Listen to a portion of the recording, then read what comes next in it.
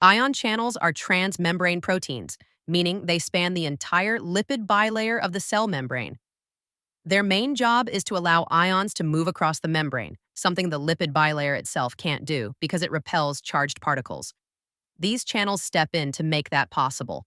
When a channel opens, ions can flow through it passively, no energy required.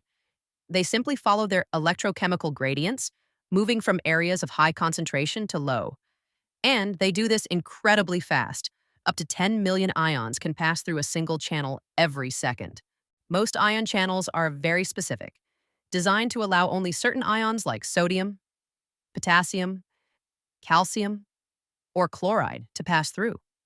That's where selectivity comes in. Now, let's break down the different types of ion channels based on what triggers them. First up are ligand-gated channels. These open or close when a chemical, like a neurotransmitter, binds to them. That binding causes the channel to change shape and either allow or stop the flow of ions. A good example is the nicotinic acetylcholine receptor at the neuromuscular junction. Next are voltage-gated channels, which respond to changes in the membrane's electrical potential. When the membrane depolarizes, a gate opens quickly to let ions in. A moment later, another gate, often referred to as the ball and chain, swings shut to stop the flow. This rapid open and close system is essential in nerve signaling, like with voltage-gated sodium channels during action potentials. Then we have phosphorylation-gated channels, which are controlled by chemical modification. When a kinase enzyme adds a phosphate group to the protein, it changes shape and opens.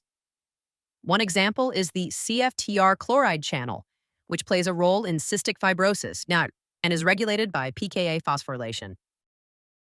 There are also mechanically gated channels which respond to physical forces like pressure, stretch, or vibration. When the membrane is deformed, these channels shift and open. You'll find these in sensory receptors, like touch sensors in the skin and hair cells in the ear that detect sound.